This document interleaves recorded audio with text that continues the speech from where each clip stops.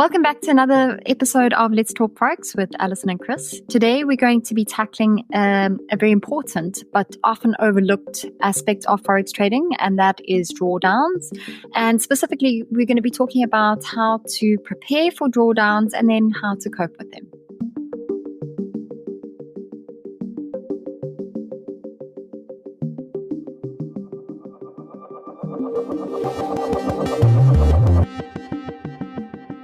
Hey Chris, how's it going today? Hey Alison, yeah, I'm all right, thanks. How are you? Yeah, very good, thank you. It is very chilly here. Winter just hits again. I think that's the first time I've ever heard you say that. It was like 6 degrees this morning. Whoa, that is cold. That's really cold. That's weird for this time of year. Shouldn't you be in spring now? You would think so, but I don't know. Everything seems to be changing. Are you guys cooling down as well? It was 25 degrees and sunny yesterday, so I'm not sure cooling down is the is the right word for it. But no, it's fine. The autumns here are long and warm. Good. No, they're really nice. My favorite time of the year. Nice. My favorite time of the year. But we've been working hard, haven't we, Alison, behind the scenes? We have, yes. We have. And as some of our listeners may have noticed, regular visitors to our site, we've got a brand new shiny site for many of our listeners, not all of you. Our flagship site, fxscouts.com, points towards the UK, has been fully updated. And I think also listeners from the Middle East, in Latin America, across Europe as well, Poland, Hungary, you're all going to see a brand new shiny site. And we are going to be spreading it out across the rest of the network. Yes. We are. So I think Australia's our next focus, and that'll probably be done within the next month. And then after that, we'll move to South Africa and the rest of our sites. But we'll let you know as those, as they come online. But yes, it's exciting. It's been a lot of hard work, but we really think it's much prettier. It's much more useful. There's a lot more stuff you can do with it. So have a click around and check it out, and let us know your thoughts. You can get in touch with us and tell us whether you think it's working well for you, or if you notice anything. We'd love to hear from you. Yeah, absolutely. But let's get back to what we're going to talk about today, which is drawdowns. Now, they're a natural part of trading, but they can take a significant psychological toll if they're not managed correctly. And again, this is especially true for beginners. So we're going to dive into today how traders can approach tackling drawdowns more strategically. Yes, exactly. So I guess a good place to start is to, talk about what a drawdown is. And it's basically the decline in the value of your account from the peak to the trough of your account. The maximum drawdown, or MDD, is often used to gauge the level of risk of your trading strategies. And the reason it does this is because obviously if you're measuring the peak to the trough, you're able to decide on whether you are taking on too much risk. And there's sort of a level of drawdown where, that you're comfortable with. And then, when it goes beyond a certain point, it might alert you to the fact that you are taking on too much risk.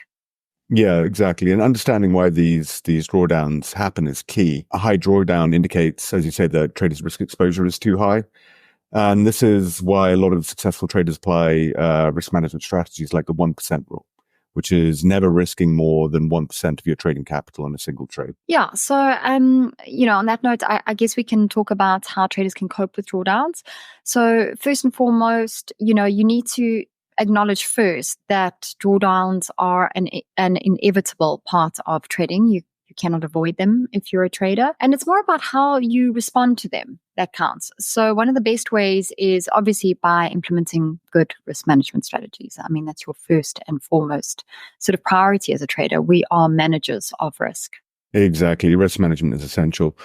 So tools like we've covered many times before, stop loss, take profits, these are fundamental. Stop loss orders, they can cap your loss when you're that you're willing to take on a trade, while the take profit ensures that you lock in gains when the market reaches your profit target. And this kind of planning is crucial because it prevents emotional trading, which, as we'll get onto, is only going to worsen drawdowns. Yeah, and another strategy is diversification. So if all your money is in one position, or if it's in one instrument, or if you're only focusing on one time frame, then you're just at a higher risk of a higher drawdown than if you mitigate your risk by dividing it across many instruments or sectors and different time frames. Yeah, exactly. It's if you diversify, then you're less likely to have these drawdowns. And then if you have a drawdown, but also if you have a drawdown in one side, one trade that you're on, it's not necessarily going to impact all of your trades. So it's really key to managing these drawdowns. But dealing with drawdowns isn't just about managing your account. It's about managing your emotions as well. One thing we talk about quite often is revenge trading, which is a big trap that traders fall into. It's where you try to win back your losses quite aggressively. We've all done it.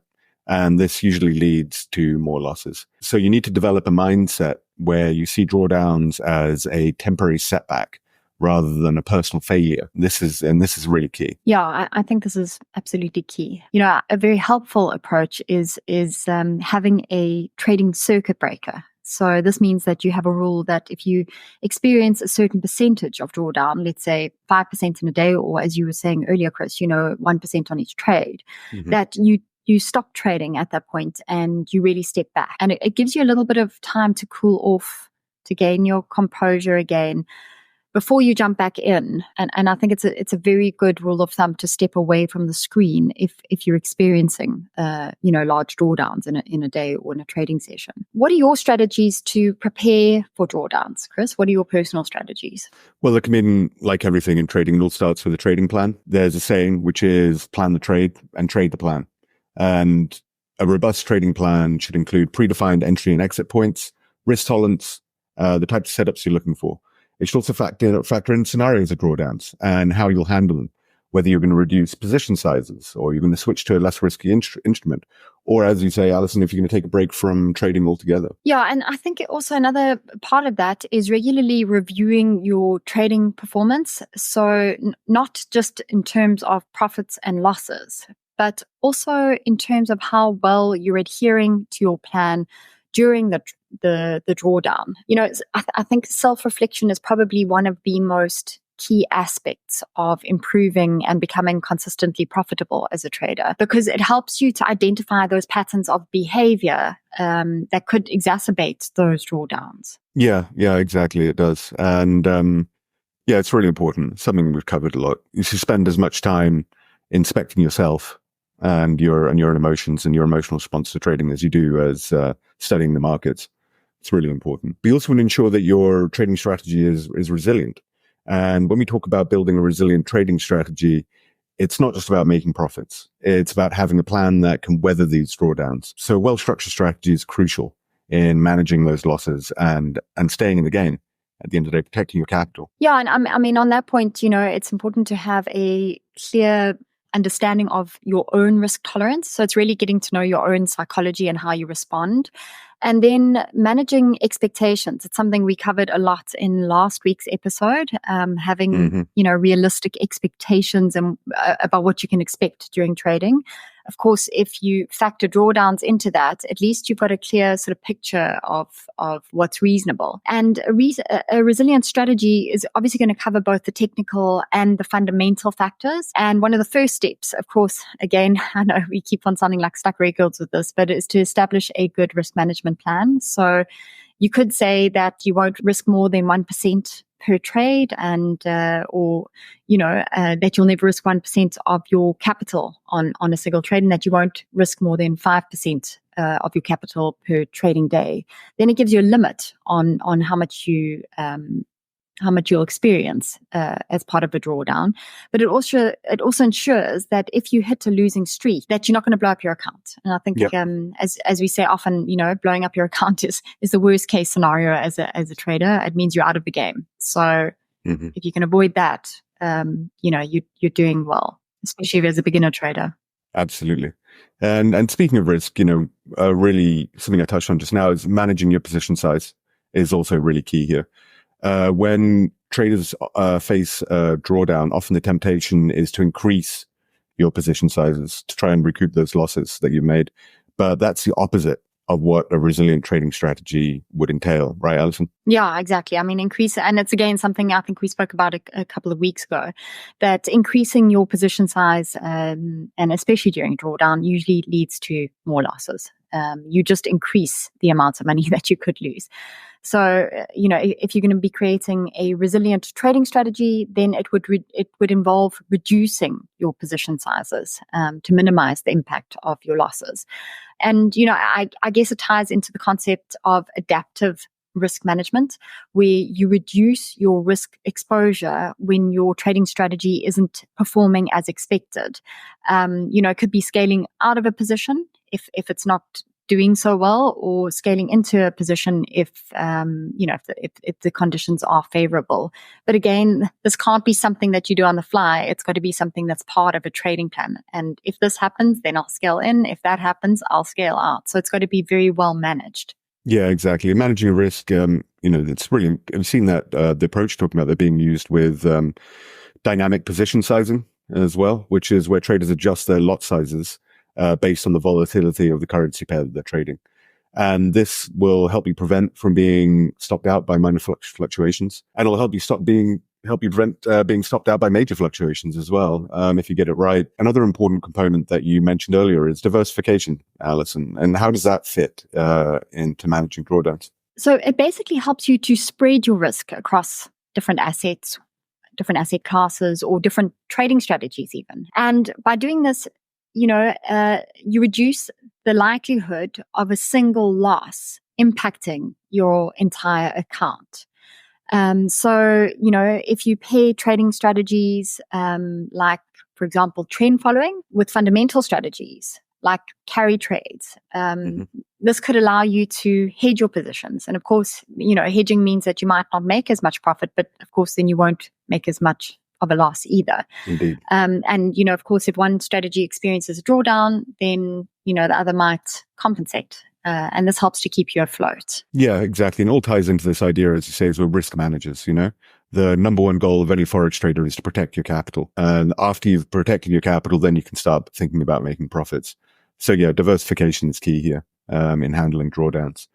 And of course, you want to review and optimize your strategy over time. Continuous review and optimization are what's going to differentiate you, a successful trader, from the rest, from an unsuccessful trader. So use back testing, use forward testing, use historical data, see how your strategy performs under different market conditions. And if you notice recurring patterns or weaknesses, then tweak your entry and exit criteria. Add technical indicators like moving averages, RSI, try and enhance your accuracy. So a resilient strategy is adaptable and will evolve as the markets change. I think also having a resilient strategy also helps you to manage your confidence. And of course, as we know, confidence and managing your psychology, again, managing your expectations are key to becoming a consistently profitable trader. Yes. Yeah, exactly. But I think that about covers it for drawdowns today. I hope that's been helpful. Thanks for joining me, Alison. It's a pleasure as always. Yes, mine too.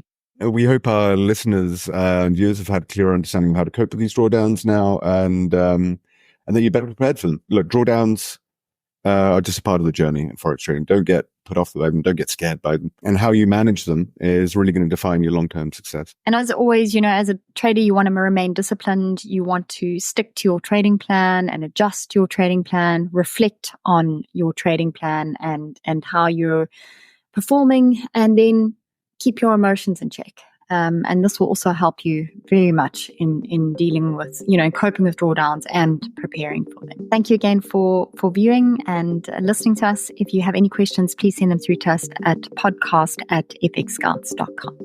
Super. And I'll talk to you next week, Alison. Take care. Cool. You too. Cheers, Chris.